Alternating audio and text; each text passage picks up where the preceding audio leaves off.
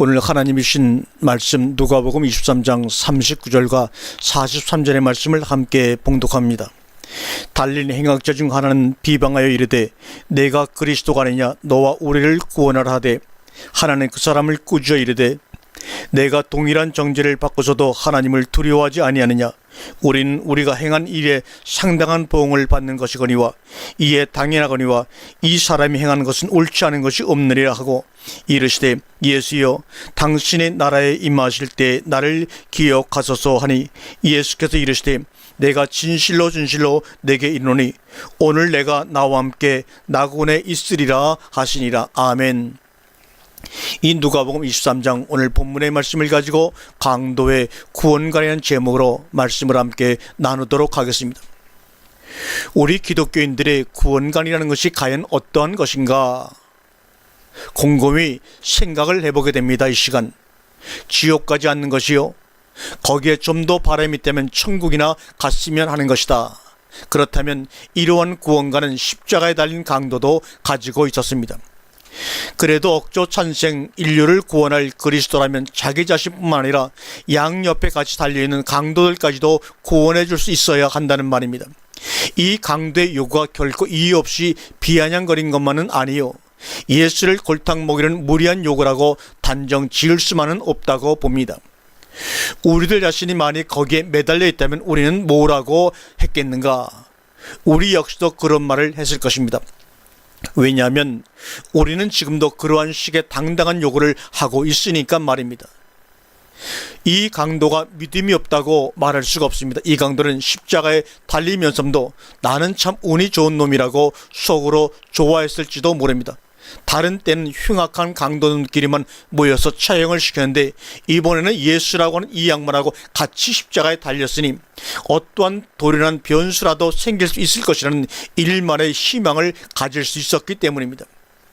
이 양반이 평소에도 희한한 기적을 많이 행했고 그러므로 해서 대중들에게도 인기도 높으니 어떤 기적이라고 일어난다든지 하다못해 폭풍이라도 일어나 그 사이에 덕을 좀 볼 수 있지 않을까 하는 터무니없는 기대지만 말입니다. 그러나 터무니없는 기대를 해볼 수 있는 것이 신앙이 아닌가. 그러므로 이 강도가 믿음이 없었다든지 그러므로 예수를 희롱했다고 단정지어서만 말할 수는 없을 것입니다. 강도의 구원관의 강도의 입장에서의 구원관이란 이상을 바랄 수가 없습니다. 이 이상의 어떤 고상한 구원관을 요구한다면 이 강도들에게는 무리일 것입니다.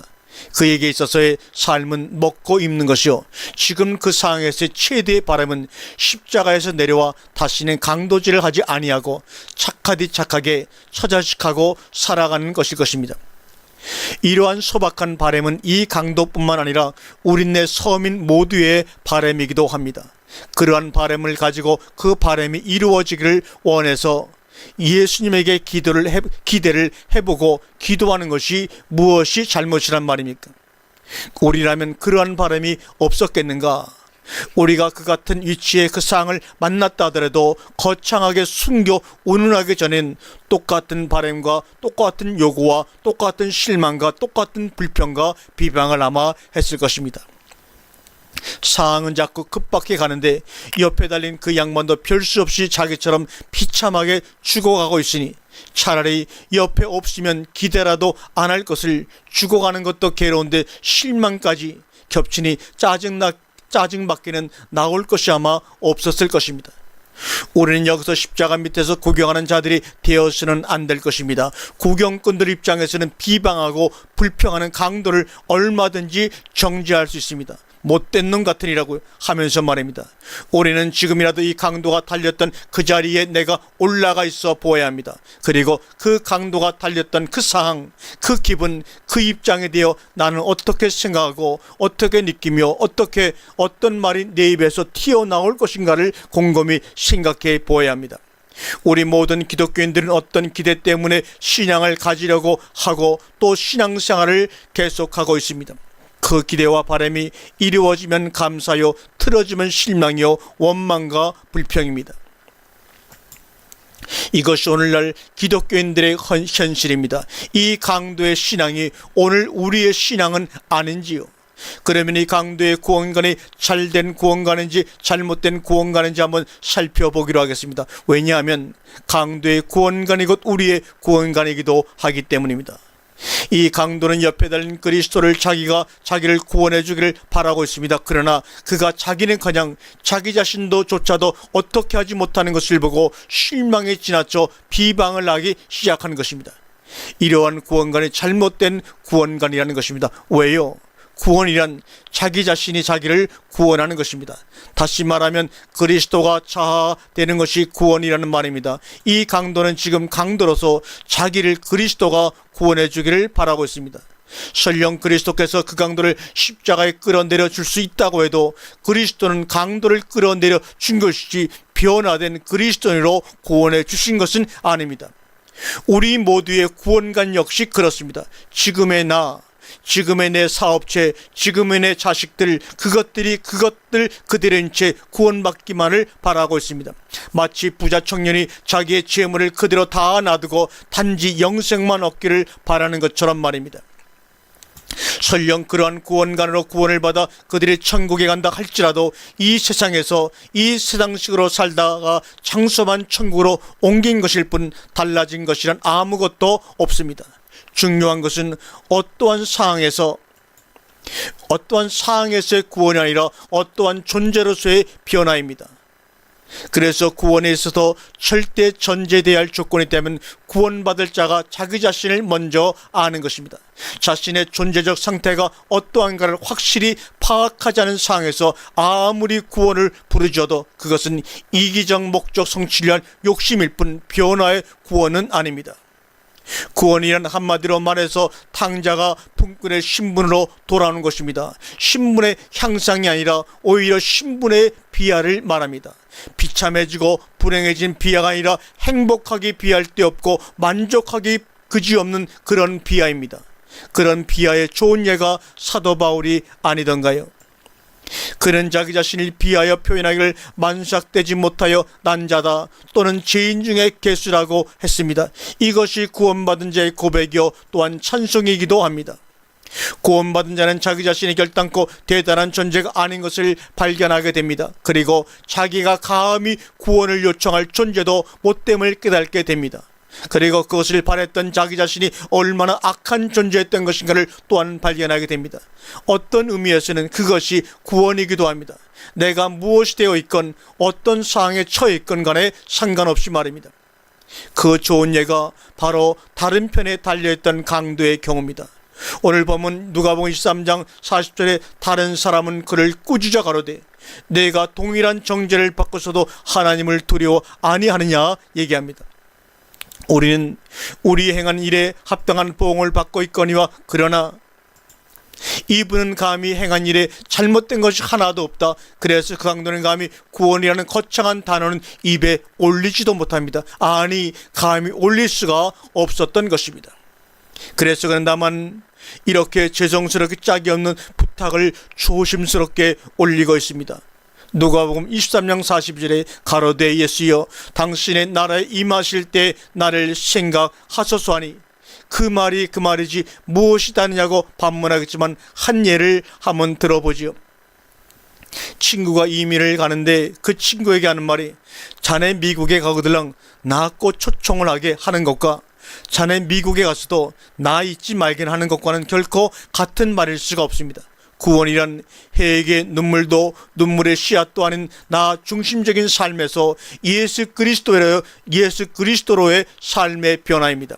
구원은 우리의 입장을 고려하는 것이 아닙니다. 우리가 이 세상에서 살아가는데 수지맞게 하기 위한 것은 절대로 더욱도 아닙니다. 요한복음 6장 66절에 이러므로 그의 제자들 중에 많은 사람들이 물러가고 다시는 그와 함께 다니지 아니하더라 얘기하고 있습니다. 이들이 누구였습니까?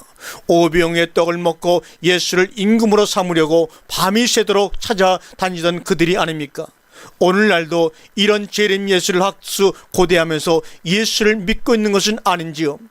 오늘날 요한복음에 예수가 다시 오신다면 얼마나 실망을 하실까요? 주님은 여전히 다시는 그들과 함께 다니지 않을 것이다, 이 말입니다.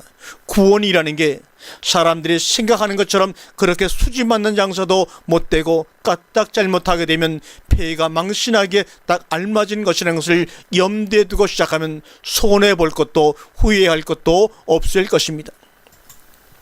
나중 강도는 자신이 행한 일의 보응을 받을 각오와 자세가 되어 있었습니다.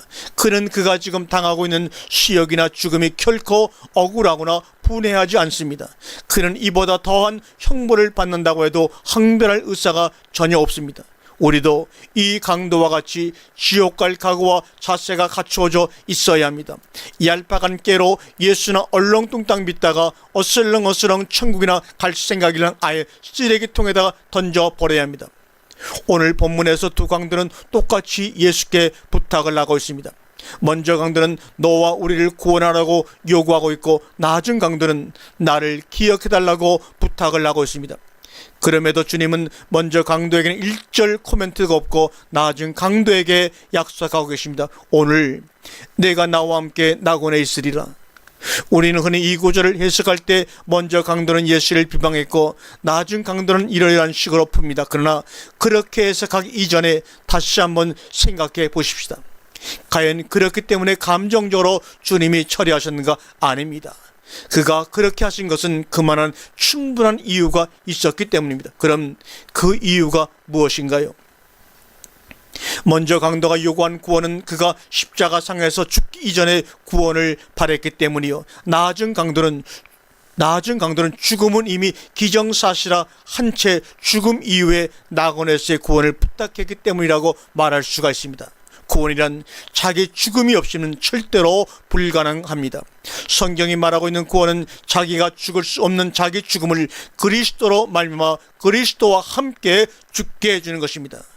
다시 한번 반복합니다. 성경에서 말하고 있는 구원은 자기가 죽을 수 없는 자기 죽음을 그리스도로 말미암아 그리스도와 함께 죽게 해주는 것입니다. 먼저 강도가 비방하는 자세가 아닌 간절하고 진실한 자세로 간청을 했다 할지라도 죽음 이전의 구원이란 있을 수가 없었을 것입니다. 구원이란 육적 사망에서 영적 생명으로의 전환입니다.